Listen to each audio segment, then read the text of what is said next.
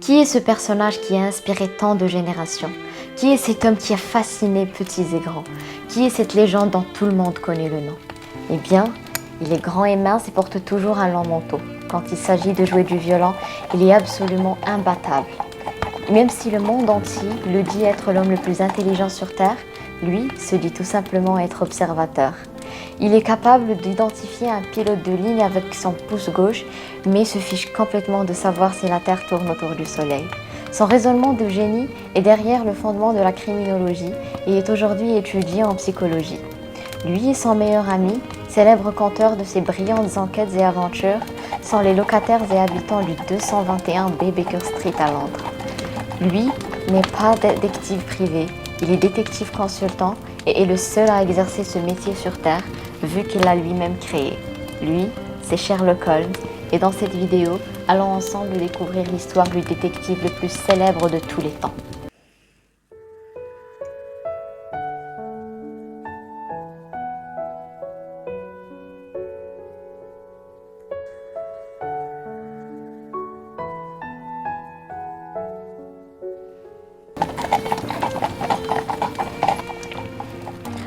Bonjour et bienvenue dans cette nouvelle vidéo. J'espère que vous allez bien, que tout va pour le mieux pour vous.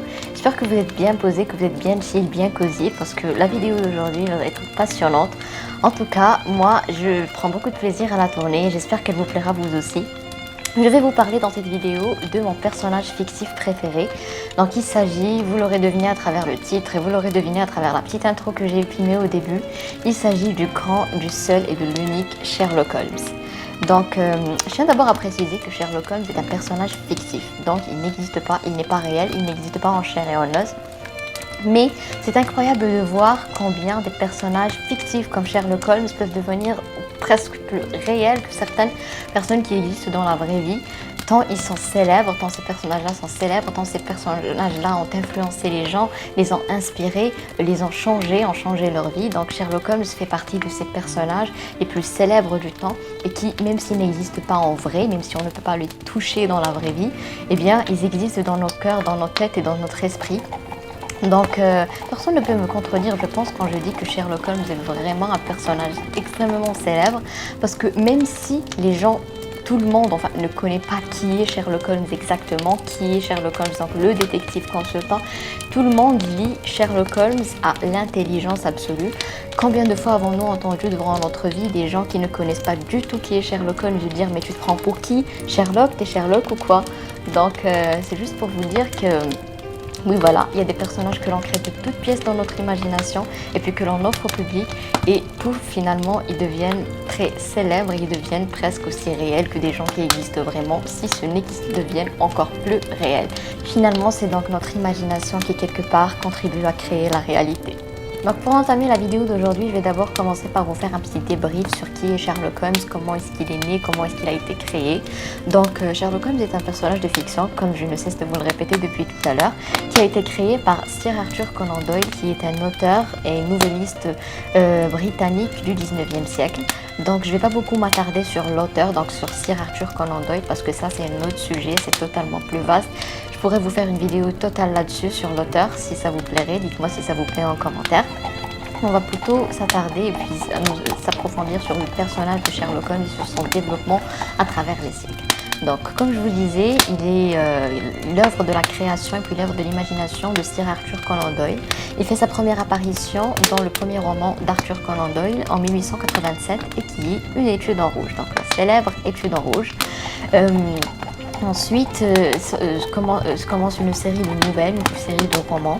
Donc, Sir Arthur Conan Doyle écrira un total de 56 nouvelles ne relatant que les aventures de Sherlock Holmes et de 4 romans, de 2 pièces de théâtre. Et il avait aussi publié les mémoires de Sherlock Holmes, donc des aventures que Sherlock Holmes compte lui-même à la première personne du singulier.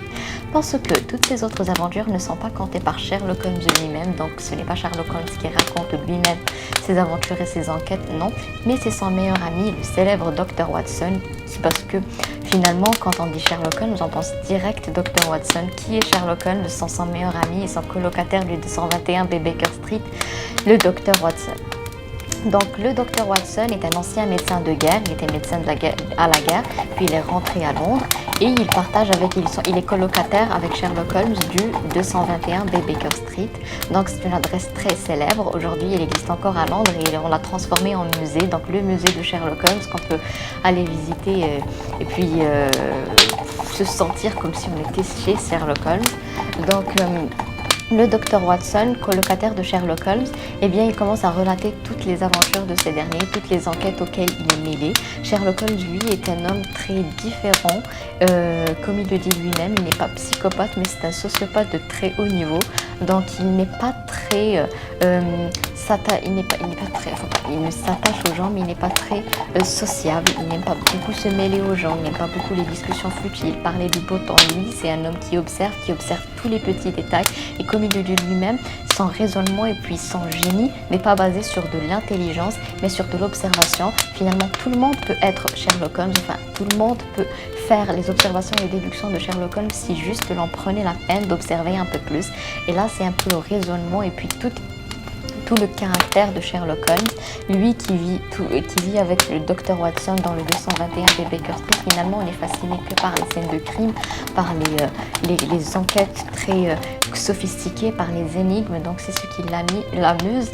Il est facilement ennuyé quand il n'y a pas d'enquête persistante et consistante. Donc c'est un génie de la déduction. Son raisonnement est basé sur les faits. Donc, il est le célèbre propriétaire de cette citation-là. Donc, quand vous aurez éliminé l'impossible, tout ce qui restera, aussi improbable soit-il, est forcément la vérité. Donc, quand il y a le fait, c'est à partir du fait qu'il fait ses déductions. Il ne fait pas ses déductions puis les adapte aux faits. Non, pas du tout. Il commence par les faits. Sinon, pour la biographie un peu fictive de Sherlock Holmes, la biographie qui a été inventée par Sir Arthur Conan Doyle, que l'on découvre dans les livres, on sait que Sherlock Holmes a commencé à faire ses premières déductions en 1875 alors qu'il n'était encore qu'étudiant. Et l'idée de faire de son génie, son métier, de gagner sa vie grâce à son métier, grâce à ses capacités de raisonnement, et lui a été soufflé par le père de l'un de ses camarades de classe. Et 3 ans plus tard, en 1878, il devient professionnel et il ouvre son cabinet de consultation. Attention, ce n'est pas un détective privé, il est détective consultant. Donc quand quelqu'un a besoin d'une consultation à propos d'une affaire, que ce soit la police ou que ce soit un citoyen lambda, il vient à lui pour qu'il puisse lui donner sa consultation. Et attention, il peut mourir de faim, c'est-à-dire il peut ne pas avoir de quoi se nourrir, il ne prend pas n'importe quelle affaire, il prend juste les affaires qu'il trouve intéressantes, énigmatiques et qui valent la peine de dépenser de l'énergie dedans. Donc Sherlock Holmes en 1878 devient détective consultant et ensuite 4 ans plus tard, il me semble, oui, en 1881, il rencontre enfin le docteur Watson et deviennent colocataires. Le docteur John Watson alors commence à relater toutes ses aventures et c'est ainsi que nous avons ce détective de génie. Nous allons suivre le Sherlock Holmes et puis son meilleur ami, le docteur John Watson, dans une amitié triomphale, franchement une amitié qui a traversé les siècles, qui est devenue une référence dans la littérature.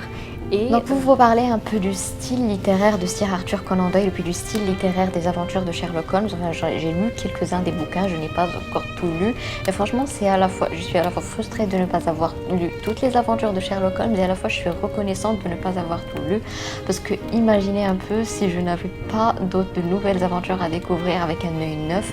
Donc pour ce qui est de ce que j'ai lu, eh bien j'ai lu l'un des 4 romans, donc La Vallée de la Peur de Sherlock Holmes, La Vallée de la Peur. Donc c'est un récit absolument splendide, je vous le conseille, donc je ne m'attarderai pas sur chacun des livres, sinon cette vidéo s'éternisera. J'ai aussi lu plusieurs recueils de nouvelles, donc Sherlock Holmes, premier recueil de nouvelles, deuxième recueil de nouvelles, puis un troisième. Je ne sais plus où il est passé, je ne l'ai plus. Donc c'est le dernier recueil de nouvelles, son dernier coup d'archer. Et comme je vous le disais un peu plus tôt, les aventures de Sherlock Holmes ont commencé avec la première affaire relatée par le docteur John Watson. Il s'agissait d'une étude en rouge. Ensuite s'en suivirent plusieurs aventures. Et puis Sir Arthur Conan Doyle a décidé à un moment d'arrêter les aventures de Sherlock Holmes, d'arrêter Sherlock Holmes pour écrire autre chose. Donc cet arrêt a été signé par Le Problème final, la toute dernière nouvelle de Sherlock Holmes. Et le public a totalement refusé de voir Sir Arthur Conan Doyle écrire autre chose et comme je leur donne raison. Oui, bien sûr, l'écrivain est libre d'écrire tout ce qu'il veut, mais en tant que fan ultime de Sherlock Holmes, franchement, que me serait-il arrivé s'il n'existait pas encore plus d'aventures de Sherlock Holmes? Donc, suite à l'engouement du public et à son refus de voir l'auteur écrire autre chose, Sir Arthur Conan Doyle finit par capituler et par écrire encore plus d'aventures de Sherlock Holmes jusqu'à la toute dernière nouvelle, son dernier coup d'archet, où Sherlock Holmes sort de sa retraite dans la campagne où il faisait des projets d'apiculture. Donc il est très intéressé par l'apiculture aussi. Il sort pour régler une dernière affaire aux côtés du docteur John Watson. Ensuite, plus tard, quand il sera à la retraite à la campagne, il nous racontera aussi, lui aussi, quelques-unes de ses mémoires, donc quelques-unes de ses aventures par sa propre langue, donc en disant je. C'est Sherlock Holmes qui racontera sa dernière aventure et puis après sa mort, Sir Arthur Conan Doyle nous laissera le synopsis d'une affaire de Sherlock Holmes et puis aussi une affaire complète qui sera publiée plus tard aux États-Unis. Sherlock Holmes a inspiré durant l'histoire et puis durant plusieurs générations, plusieurs auteurs, plusieurs créateurs, plusieurs personnes et plusieurs récits ont adapté Sherlock Holmes. Pour rester dans le domaine de la littérature, je vais vous parler d'un auteur que j'ai découvert il y a 3 ou 4 ans maintenant et qui a repris les aventures de Sherlock Holmes. Et il s'agit d'Anthony Horowitz avec La Maison de Soie. Donc c'est un auteur que j'ai beaucoup aimé. J'ai jusqu'à maintenant lu 2 de ses livres, dont l'un s'agit d'une réécriture de Sherlock Holmes, enfin pas une réécriture, mais une autre aventure non publiée de Sherlock Holmes. Donc vous découvrirez un peu la subtilité de la chose en lisant le livre.